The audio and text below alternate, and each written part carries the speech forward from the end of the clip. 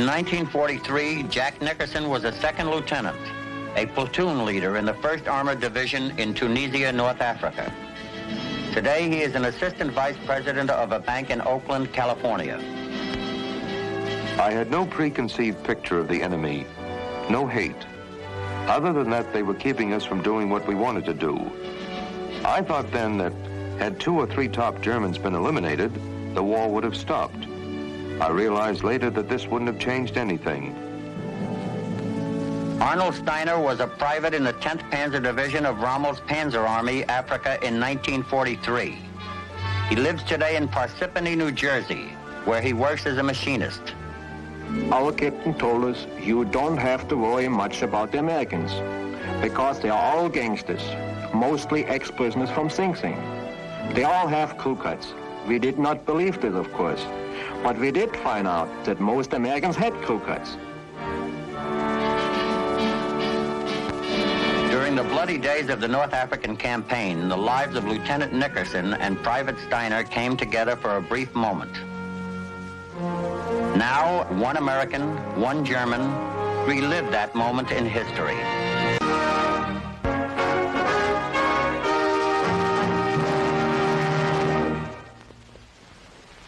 I'm Jim Bishop. 1942. The Allies decide to invade French North Africa. The Allied objective, block Axis occupation of these French territories, seize Allied bases for operations against Italy and Germany from the south. Operation Torch is to be the first great amphibious landing of World War II. June 1942. The Western powers revive a project for the invasion of North Africa, designed to trap Rommel and provide North African bases. Operation Torch is hastily put into preparation. Lieutenant General Dwight D. Eisenhower will command the complex arrangements of air, sea, and land forces. Among the many thousands of Americans being trained for this invasion is a recent graduate of Officers Candidate School, Second Lieutenant Jack Nickerson, attached to the 3rd Infantry Division. The training is rough. I know because I'm losing weight. In addition to all the regular infantry procedures, we're learning about amphibious landings, getting in and out of Higgins's boats, and so forth. We have dry runs in Puget Sound. At this point, we'd all trade exercises for action, wherever it is. We'd just as soon get underway. In Germany, new recruits are being trained as much-needed replacements for the Wehrmacht. One of these men, a young draftee in a camp in Poland, is Private Arnold Steiner. The training is quite difficult, even for men in their 20s. We lift weights of 70 kilos, which is about 150 pounds. We are training to go to Russia as engineers. We have to do all sorts of things, like laying mines, operating anti-tank guns, and building bridges. One day the captain says to us, we need volunteers to go to Africa. But we only want soldiers with blood type O, and soldiers who can stand up to a climate like North Africa. I happen to have blood type O, so I sign up. At the end of October, ships quietly slip out to sea from various ports in the United States and Great Britain.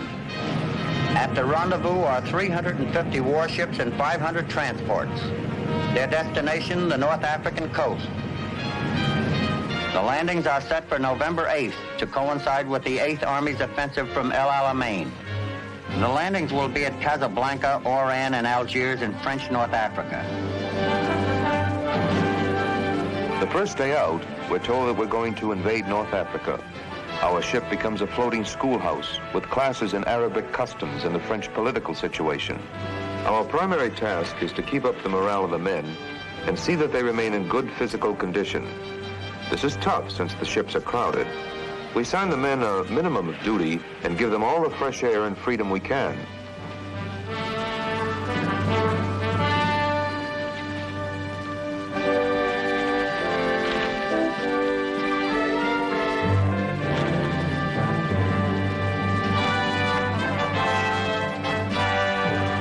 There's an announcement over the loudspeaker system. We're told of the British victory at El Alamein, an explanation that the British have secured a tremendous victory. Naturally, the news boosts our morale.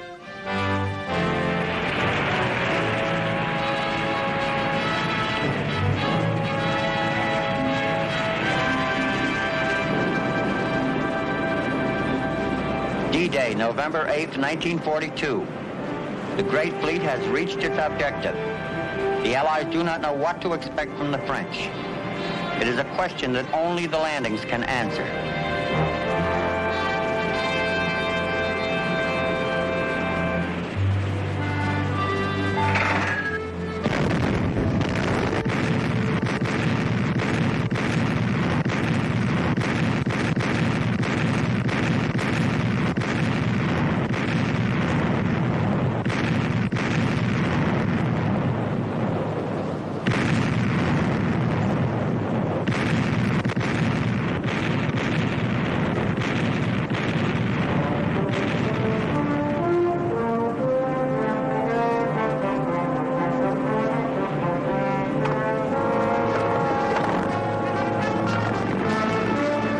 Push off. We head for Fadala, about 15 miles north of Casablanca. The guidebook calls it a small fishing port and a popular pleasure port. We'll see about that.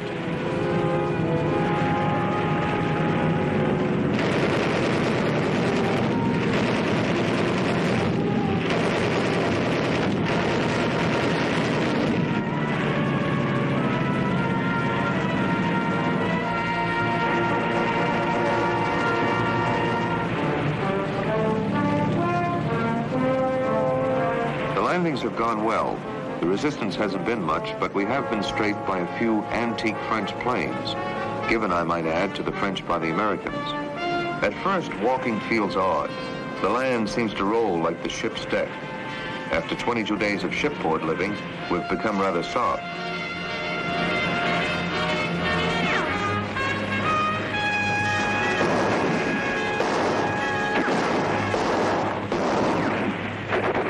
Algiers surrenders on the first day, but not without pain, as 2 British destroyers are sunk in its harbor.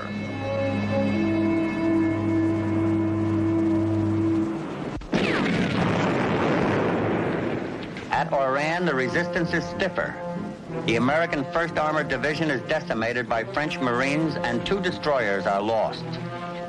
At Casablanca, the situation hangs in doubt for 3 days before the city capitulates on the 11th. Several French ships and 1,000 Frenchmen are lost.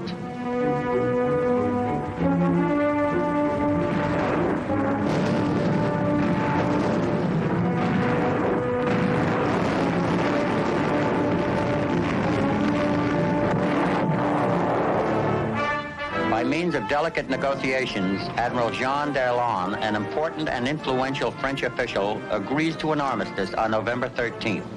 The French North African territories are now placed under Allied jurisdiction. We've entered the city. The French are waving and cheering and handing out bottles of wine. I think we're still a little skeptical, but we have no reason to doubt the sincerity of the greeting. We feel that the people are with us.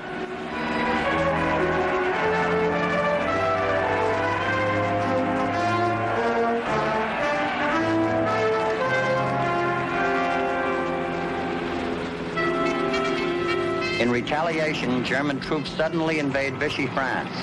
At the same time, German troops race to secure key military bases in Tunisia, moving ahead of the Americans. The Tunisian ports of Bizerta and Tunis, as well as several nearby airfields, form a defense line. Rommel builds up his strength for a decisive counterattack. Soon, troop carriers are landing 1,000 men and more a day.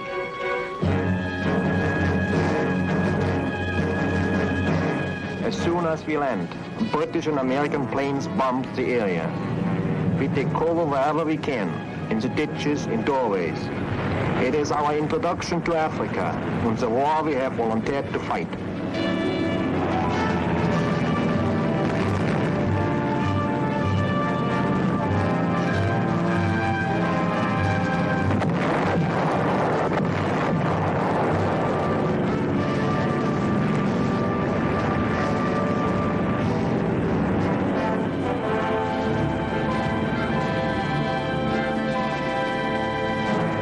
I am with the 10th Panzer Division. We don't have enough tanks yet. It is difficult to get them across from Italy. We can get men, but heavy equipment is another question.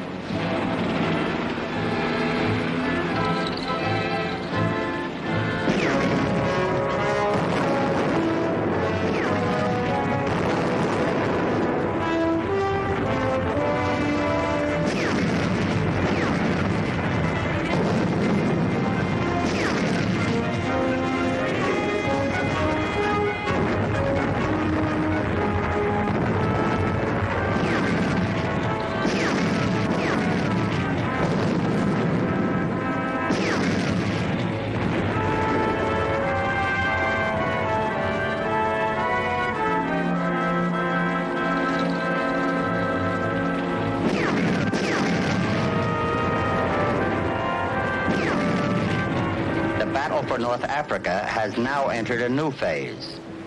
Churchill says, "It is not the end, it is not the beginning of the end. It is perhaps the end of the beginning."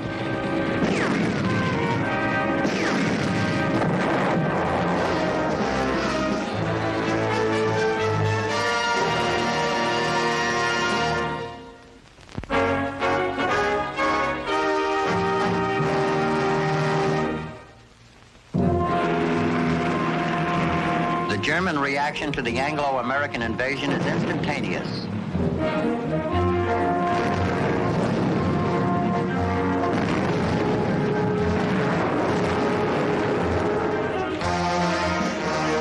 In December, the Germans repulsed the British First Army, already in sight of Tunis. Strong American forces and some French units move up to support the British First Army.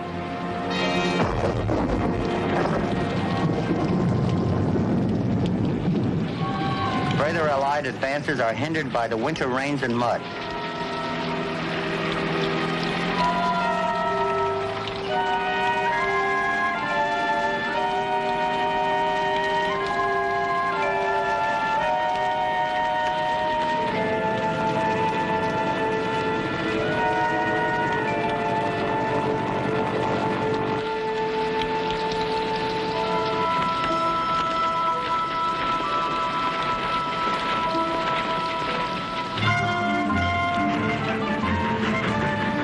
The troop train going to Tunisia is a mess. It consists of a dinky engine and coaches resembling old streetcars. The men have to ride in the boxcars, and they still say the same thing on the side that they did in World War I, 40 and 8.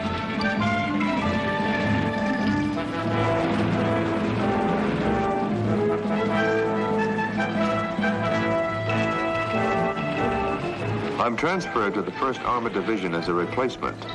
I'm a little apprehensive about being an infantry officer in an armored division. The captain of the 2nd Battalion looks at me with my shining gold bars and says, "What am I supposed to do with you?" I answer, "That, Captain, is your problem."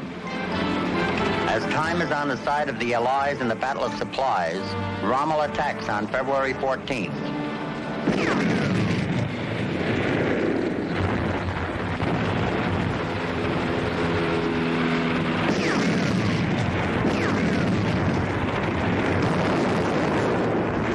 Easy to spot things at a distance.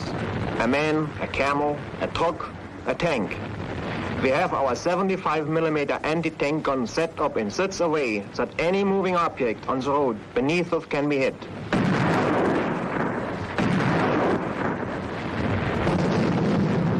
By being patient, we are able to knock out 5 American tanks in 2 minutes. My impression of the American soldier is that they do not have enough training, enough experience, or maybe they are afraid like everybody else in the battle. They stay too close together and they don't take cover fast enough. The ideal army would be our soldiers with their equipment.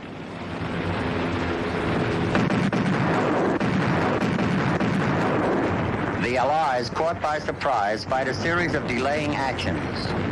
Hill by hill, valley by valley, the Allies are driven back.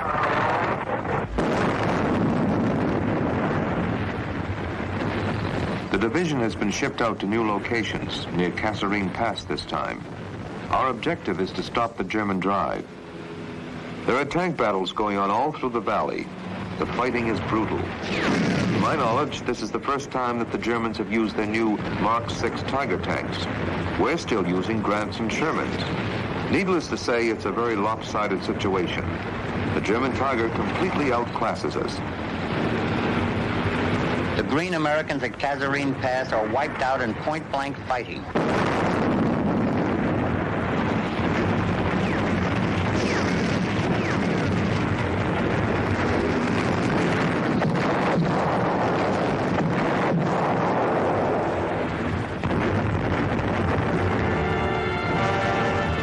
The Africa Corps continues the push, threatening to bisect the Allied armies. To plug the gap at Kasserine, 2 American divisions speed eastward from Oran. Thousands of trucks hauling supplies play a major role in the battle.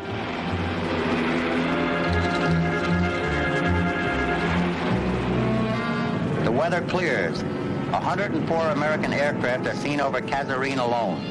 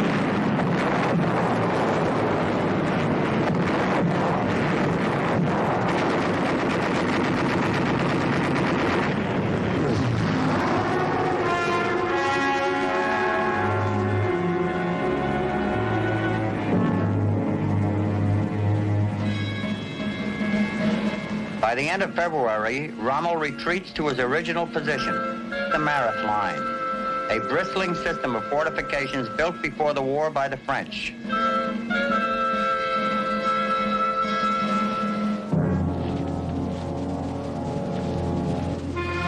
We are very short of drinking water. The American fighter planes have shut up our supply of water trucks. Sometimes we don't get supplies for 2 or 3 days.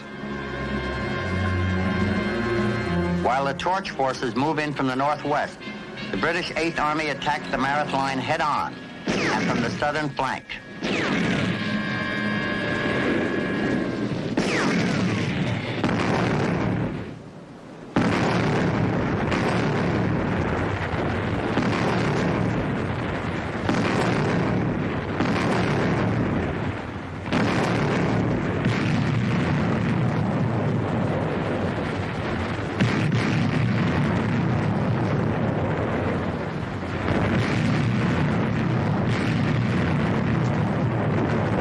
The British artillery are hitting our positions. They are hitting right on the button. And there are many casualties.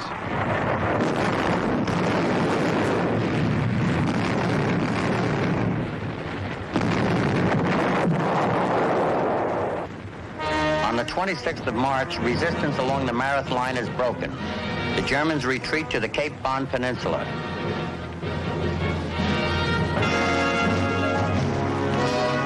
On the 7th of April, the Americans link up with the British 8th Army. The trap is closing.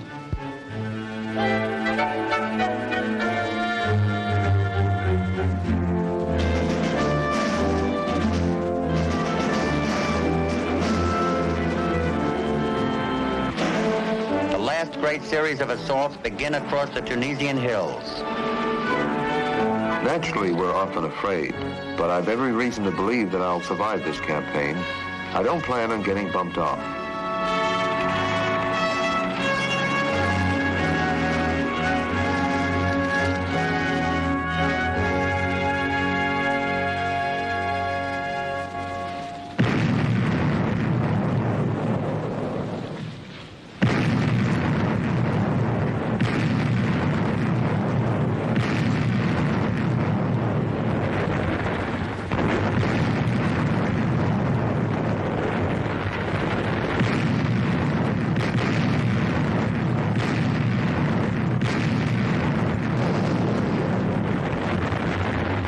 My platoon has been given orders to assault Hill 315.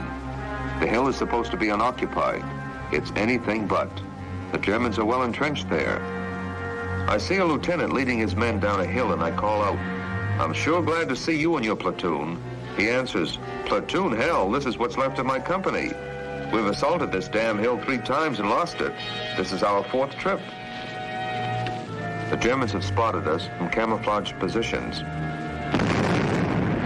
One shell hits off to our right. Nobody is hurt.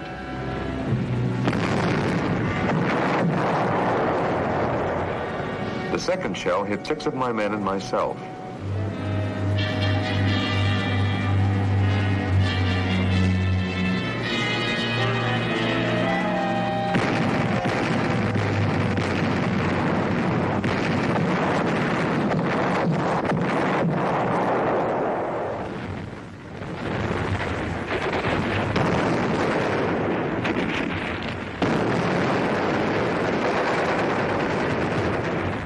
The fighting rages all around.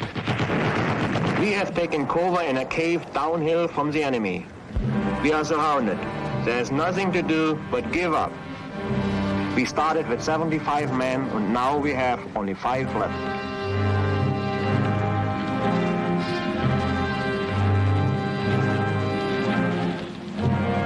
One of the American guards says to us in German, "You have nothing to worry about. Just relax and be calm." We are given cigarettes, soap, and plenty to eat. We have nothing to worry about, just like he said. On May 7th, Tunis and Bizerta fall to the Allies. The German collapse is now complete. The trap is shut.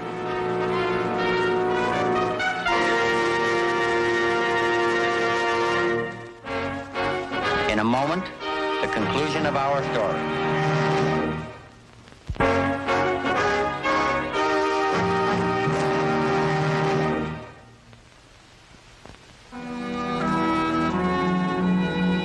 On May 20th, 1943, a gigantic victory parade is held in Tunis. 2 soldiers are not there. Private Arnold Steiner has been sent to the United States as a prisoner of war. In 1946, he will make the long trip back to Berlin. Lieutenant Jack Nickerson spends many weeks in North African hospitals recovering from his wounds.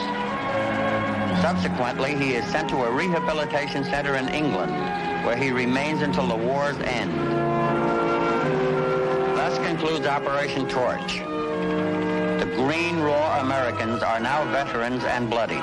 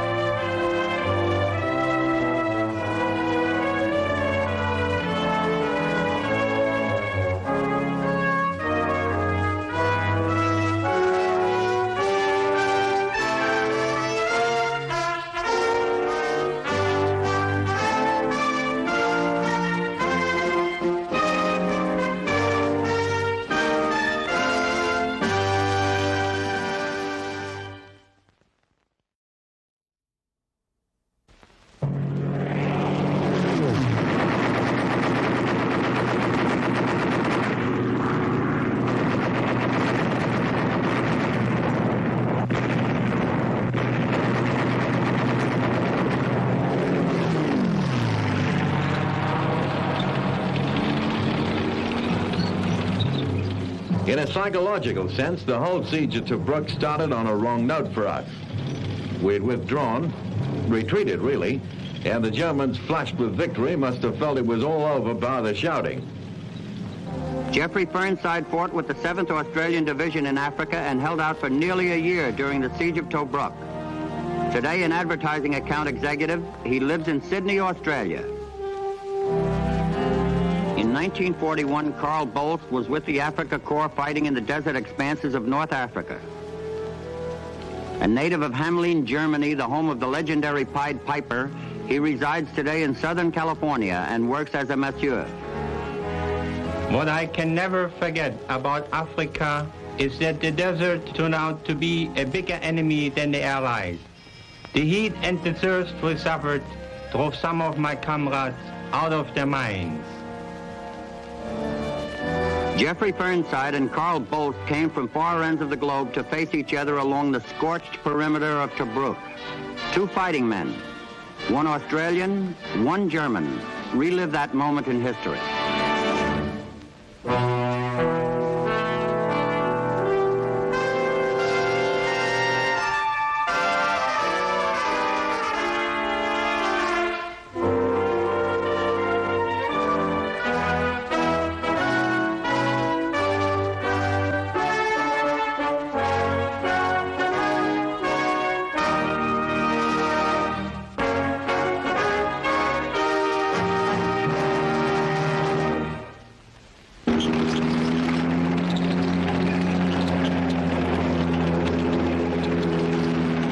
In the winter of 1940, a British storm breaks over Italian North Africa. For the first time in World War II, Allied troops take the initiative, smashing against the Italian front in northern Libya. The British advance is so swift that one Australian division alone captures over half the Italian-Libyan army. The whole Italian position in Africa is near a state of collapse. Before Mussolini can send out an SOS to his fellow dictator, the German High Command has analyzed the situation. Hitler creates the German Afrika Korps, an elite arm of mechanized infantry, artillery, and armor.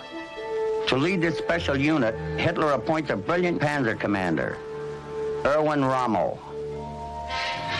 Neither he nor his troops have experience in desert warfare. As soon as panzer troops come ashore, Rommel sends formations straight to the front to probe British forward lines.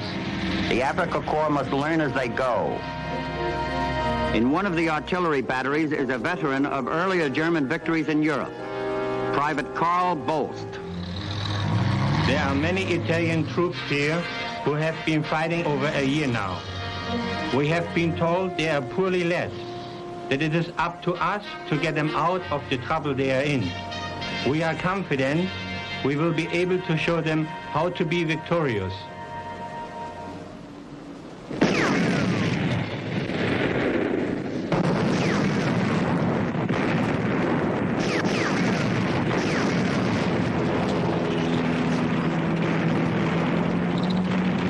April 3rd, driving over 500 miles, Rommel advances into Benghazi with a lightning thrust. He startles not only Rome and Berlin, but also the British. Within 10 days, the Germans have made a knifing advance across northern Libya, from the outskirts of Tripoli to the borders of Egypt. They can go no further without a supply line from the sea. Tobruk is that supply line, the only deep harbor between Benghazi and Alexandria.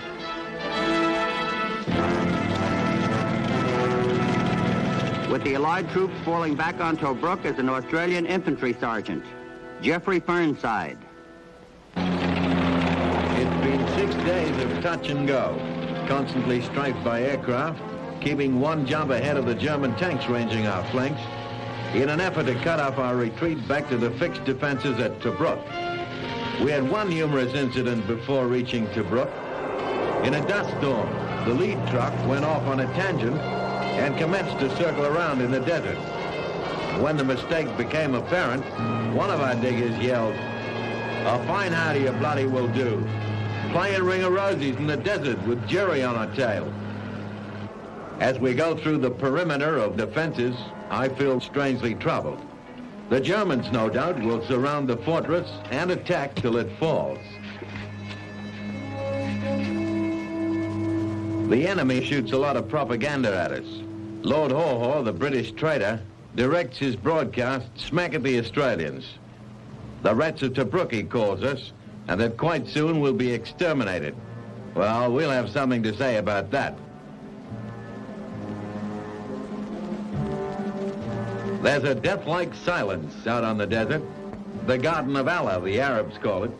But it's a garden a la seldom waters, a place where forever the restless heat is like a shimmering veil before your eyes.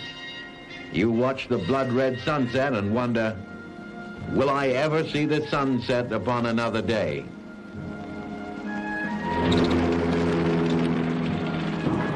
The drive toward Tobruk is over the same desert terrain we have been traveling since leaving Tripoli. But suddenly we come upon destroyed German equipment and German dead who no one has found time to bury. We snap back to life when our officers give orders to set up our guns. We were setting up when suddenly there he was, General Rommel. He spoke with our officers, then passed among us. He did not hide his pleasure at seeing our many guns, and I heard him say, "We will do it. With this heavy artillery, we will do it. It's just what we needed." And act purely as a containing force. We could adopt a passive role and sweat it out, but our commander, Major General Mooreshead, insists on a policy of aggressive patrolling. From 100 positions all around the wire, reconnaissance and fighting patrols go out to harass the enemy. The Germans and Italians don't patrol to the extent we do and tend to react nervously. They booby-trap their front quite heavily, and most of our patrol casualties are due to anti-personnel mines rather than to direct enemy action.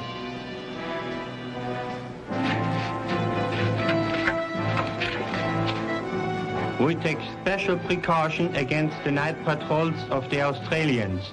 They paint their faces and wear rubber shoes, and then they try to slip through our lines. They also carry bush knives, and we joke about it.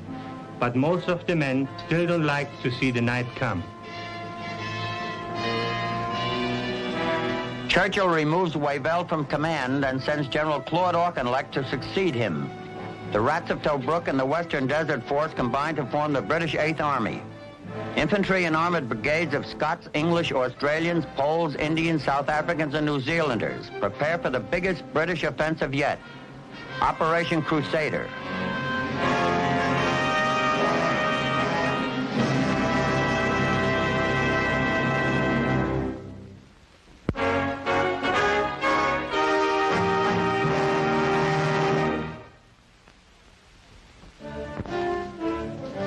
November 17th, 1942.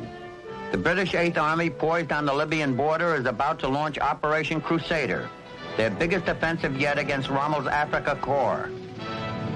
A special British commando party has just raided Rommel's headquarters, but the mission is a failure. Operation Crusader begins. The big squeeze is on. At the same time, the Tobruk garrison breaks out. Somehow it all seems preordained. Australian infantry with British supporting arms has held Tobruk for all these dreary months. Isn't it only right and just that Australians should take part in lifting the siege? Lord Haw has called us the Rats of Tobruk. Well, the rats are coming out of the trap.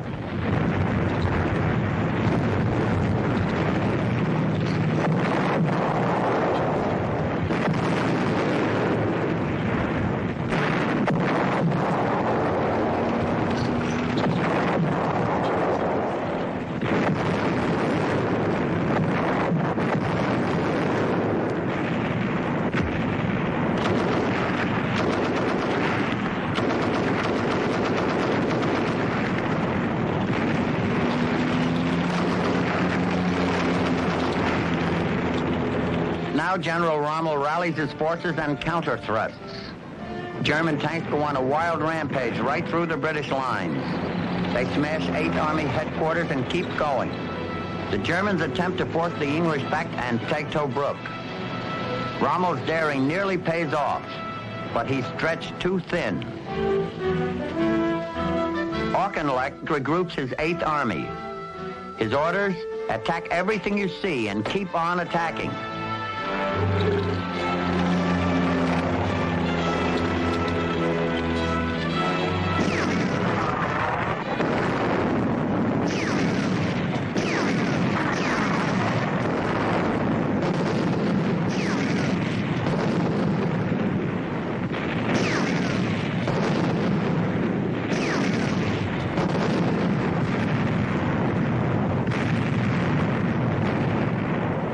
no matter how long it might take. The feeling in the Afrika Korps is that we will win over the enemy. As Rommel said, if we want to go to the Suez Canal, we can. It is all hard to believe, but you want to believe. By December 7th, a third of Rommel's command is destroyed, his tank strength down to only 30. With no prospect of reinforcements till early January, Rommel pulls back. For 3 more weeks, the Desert Fox falls back behind skillful rearguard action and escapes beyond Tobruk. Operation Crusader is over. After nearly a whole year, those of us who are left are leaving Tobruk. The siege is over, and we're headed for Palestine and rest.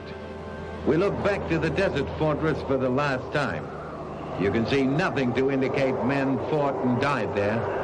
The roadblocks, the tank traps, the perimeter wire, the graves, all have vanished behind the shimmering heat waves.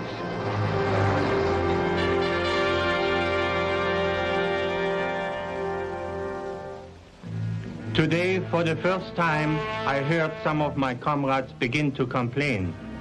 The sooner we get out of here, they said, the better for us. Let the Italians keep Africa. And if they can't, then let the British have it. But then we reminded ourselves what Rommel told us, and the complaining stopped. Rommel hurries to complete preparations for attack before the British do. Both sides know by now that in a moment, the conclusion of our story.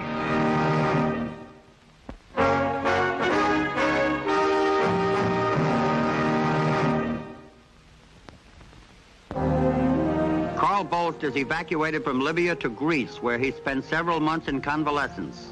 Later, he is promoted to corporal and fights in Italy before being captured by the Americans in 1944. Geoffrey Burnside returns again to action in North Africa, taking part in the Battle of El Alamein. Later in the war, he receives a field commission and fights the Japanese in New Guinea. Even though Tobruk proved invaluable to the Germans as a supply base, the British Eighth Army still managed to stop them at El Alamein. Then, with superior numbers in arms and men, the British hounded Rommel's Afrika Korps all the way back to Tunisia, where in 1943 it was crushed by the combined forces of the Americans, British, and French.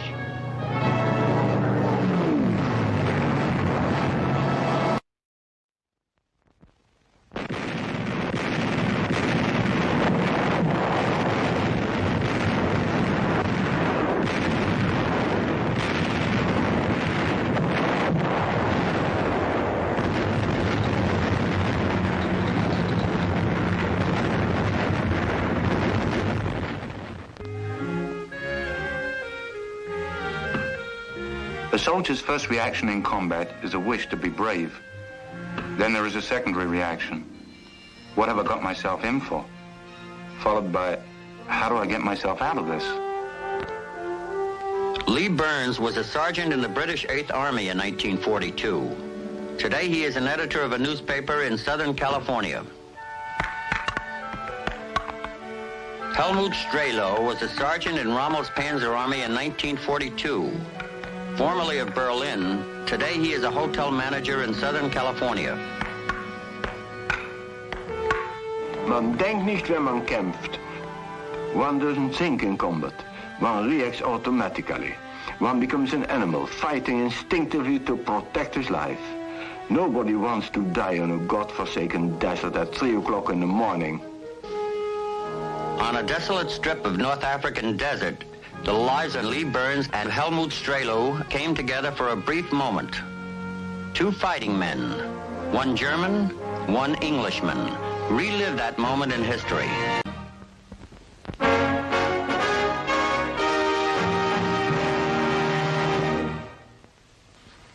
I'm Jim Bishop. In 1941, the Italian army is trapped in Libya and nearly wiped out. At once, Hitler sends strong forces to bolster his ally, and the desert fighting enters a new phase. The man of the hour is Erwin Rommel, commander of the Afrika Korps. It appears that nothing can stop him. By June 1942, the Germans have taken Tobruk, and the British fall back to their last defense line. If the Germans break through, the way to Cairo and the Suez Canal is open.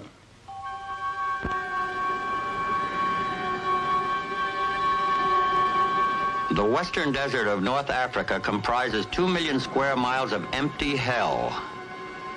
In this featureless landscape of blowing sand and drifting mirages, of 120-degree temperatures and no water, two armies have assembled.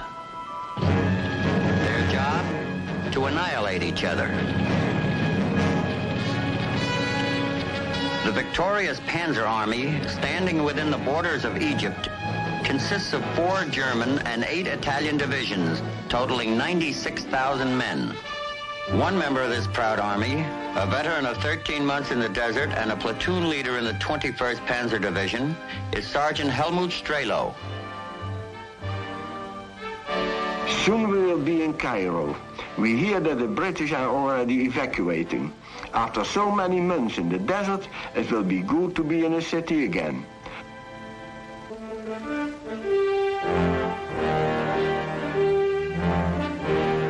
These tough, self-reliant, and aggressive soldiers are brilliantly led by General Erwin Rommel. Rommel, known as the Desert Fox, is already a legend. His men idolize him. His enemies respect him. Even Churchill doesn't hesitate to call him a great general.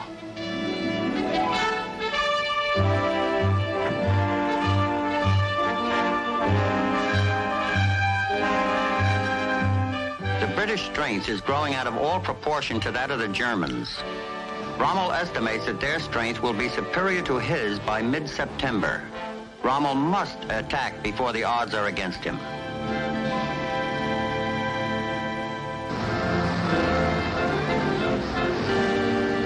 The British 8th Army, the opposing force in the desert, consists of 3 armored divisions and 7 infantry divisions and brigades, an army of 150,000 men. These Australians, New Zealanders, Indians, South Africans, Highlanders, Englishmen are under the command of the newly appointed General Bernard L. Montgomery. Since assuming command in August, Montgomery finds his army suffering from a Rommel complex. His men are so awed and mesmerized by this wizard of the desert that anything done well is called a Rommel. Monty sets out to shatter this legend and create his own. In the days to follow, Montgomery completely reorganizes the 8th Army and tells his men, "We stay here alive or we stay here dead."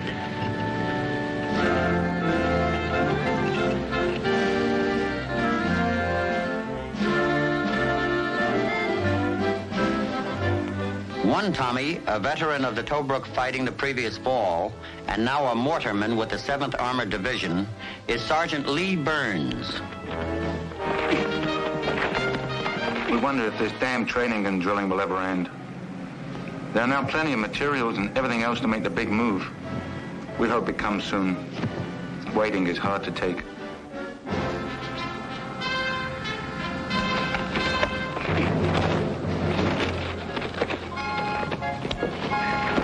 From now on, we are going to be doing the chasing. We are going to win, and that is all there is to it. It is an uplifting feeling to realize that we are starting in again. It's Monty for my money any day.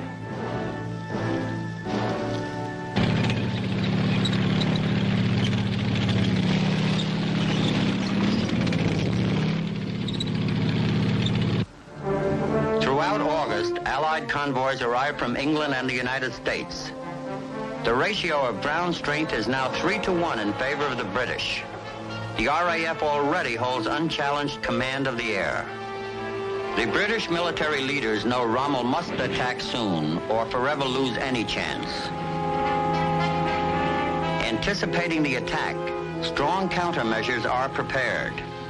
The British hope to draw Rommel into a calculated ambush.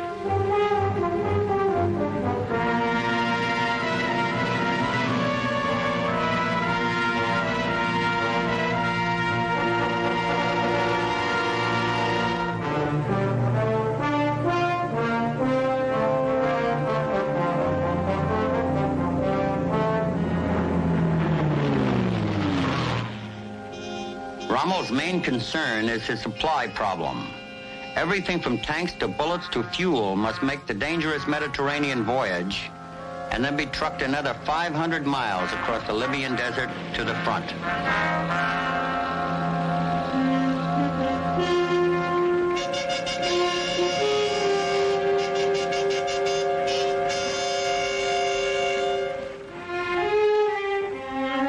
Some supplies are flown directly from Italy.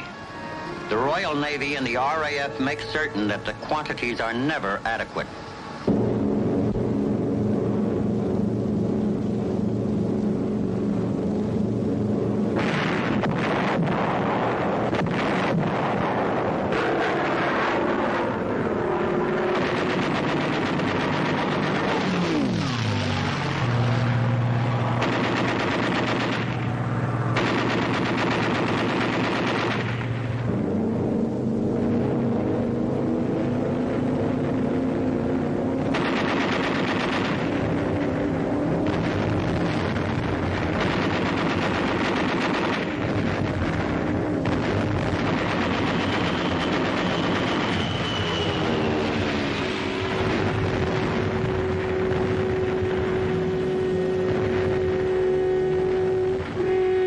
By the end of August, the German supply situation is critical. For Rommel, it is now or never. He must take the offensive without further delay.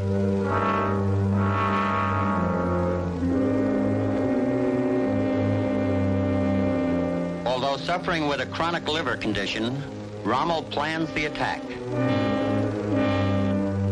The element of surprise is all important. The plan is characteristic of Rommel. A fast diversionary move north along the edge of the coast, and a heavy attack 40 miles to the south. Then encirclement of the 8th Army striking from the rear. Next, smash through to the east across the desert to Cairo and the Suez Canal, the jugular vein of the British Empire. Rommel has promised sufficient supplies of fuel will arrive before the attack. You can start your battle, General. The fuel is on its way, he is told by the High Command.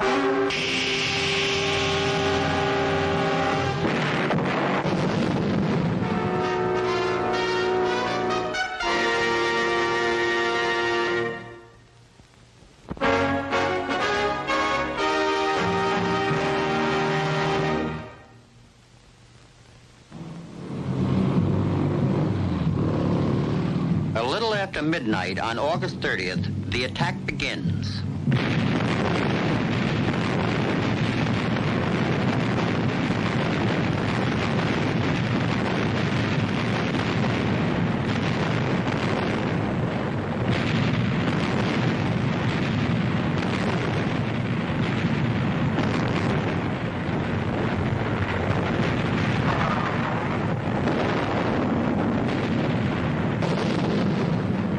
Soon the attack is slowed by encountering hidden British minefields.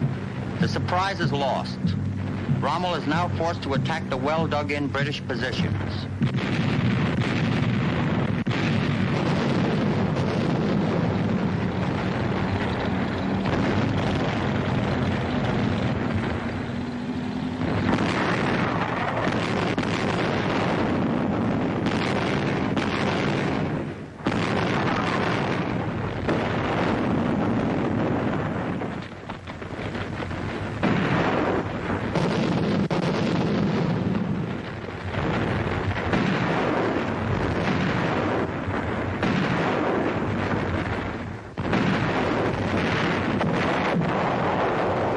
Before the day is finished, 3 of the 4 German generals leading the attack are killed on the battlefield.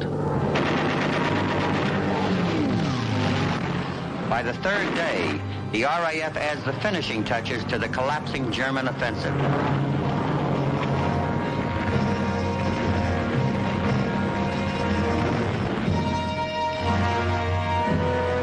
With the attack lost, Rommel orders a withdrawal to the original positions.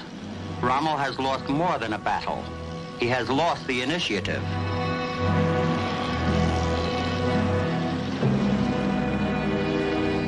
After the clash at Alem El Halfa, the British 8th Army begins to prepare for its own offensive.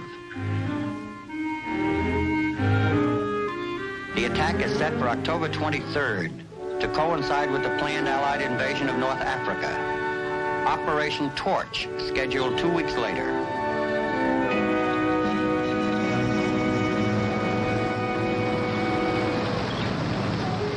Montgomery goes to unusual lengths to confuse and deceive German intelligence as to the place and time of his attack. Mock-up tanks and phony supplies begin to appear in the south. It is an expert production of military stagecraft. A dummy pipeline is started. The Germans soberly estimate that it cannot be completed before November. In the face of the anticipated British attack, Rommel takes elaborate defensive measures.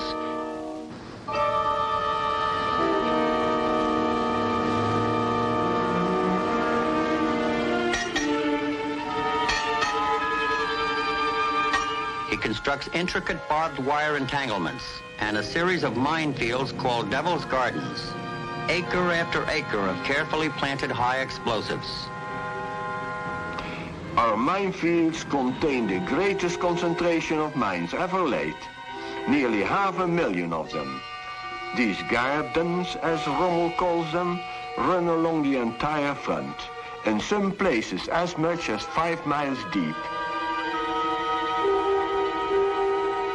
With a British attack not expected before November, Rommel flies home to Germany for urgent medical treatment.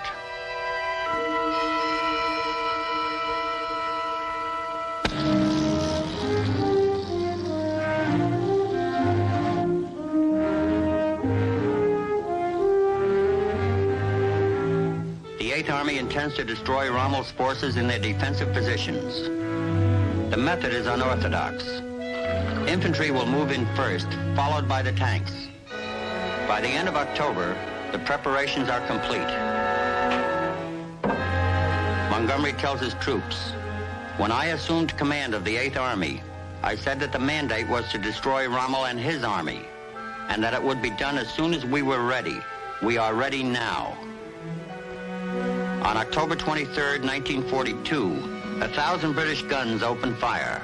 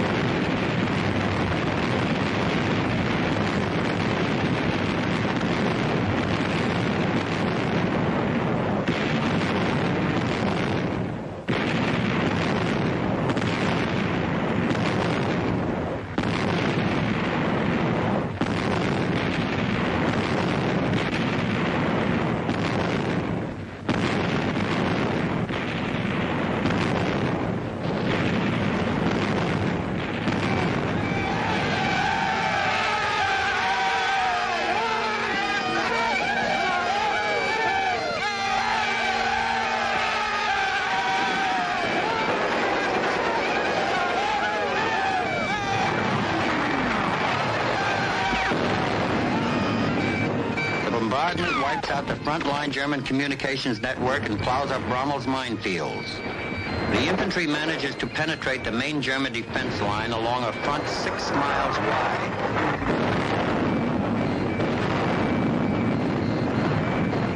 We are pushing forward, trying to gain ground. We are fired upon, and 1 or 2 squads drop.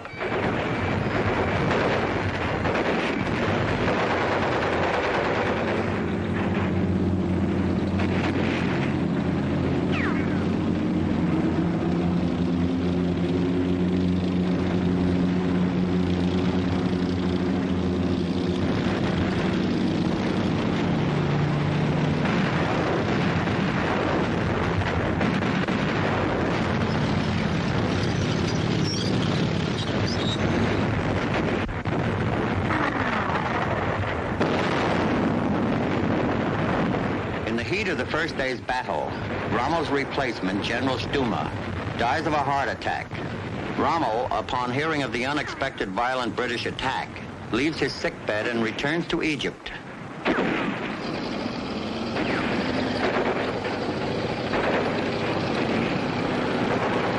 On the 25th, all British armor is in the open. An important landmark, Kidney Ridge, is taken by the British.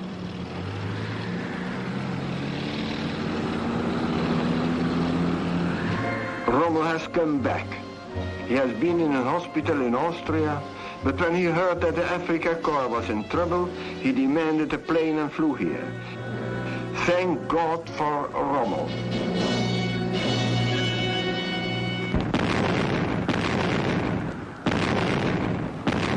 Rommel launches an attack to regain Kidney Ridge.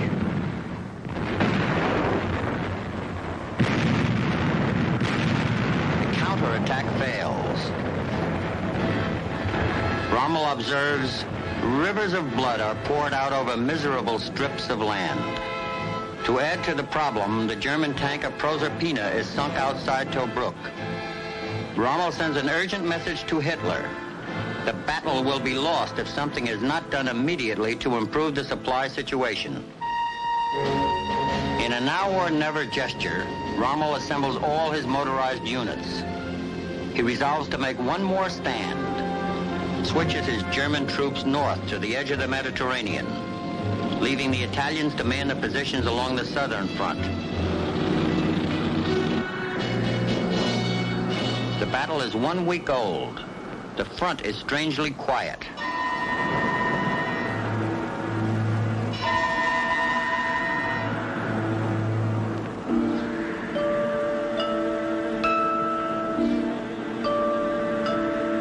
Monty is assembling a new striking force for the big push, called Operation Supercharge. With the Germans busy up in the north, the whole will be punched through the weaker Italian positions in the south. Montgomery informs General Alexander, his commander-in-chief, so far Rommel has had to dance to my tune. I think he is now ripe for a real hard blow.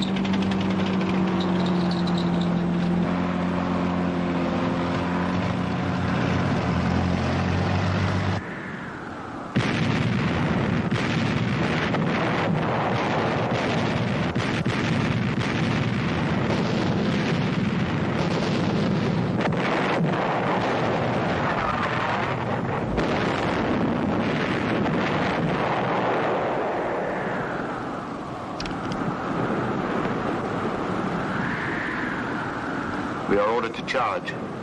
At this moment, we stop thinking. We fix our bayonets and keep on running.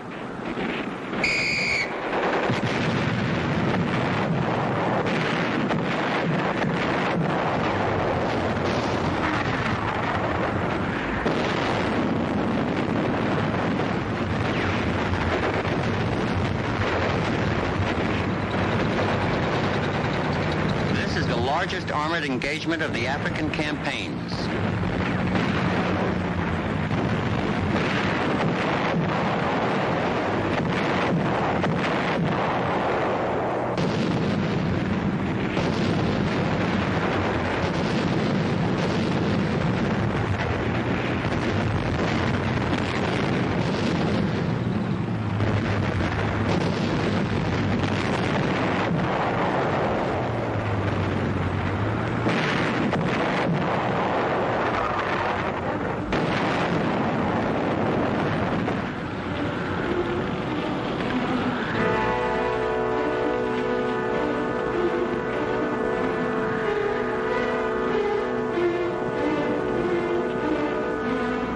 Remember, you have a rifle in your hand. You ask yourself, what are you going to do with it? You find that your training period has paid off, for your actions and reactions come almost automatically.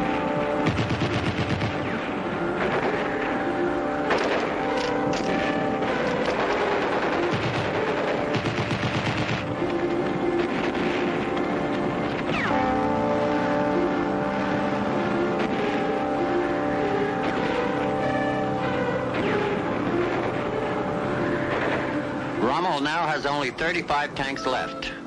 His supplies depleted, his men exhausted, he cannot withstand another attack. Rommel gives his foot divisions a head start to save most of them, and sends a message to Hitler's headquarters requesting immediate withdrawal. A message is received from Hitler. You can show your troops no other way than that which leads to victory or death. Hitler's permission or not, Rommel gives orders to withdraw. The Great Retreat is on. We are burning our equipment. We are keeping only our field kitchens and our hospital cars. All that I have left is a walking stick and a rifle. We are moving back, and we know that it is all over. The Desert Fox is on the run. The Battle of El Alamein is over.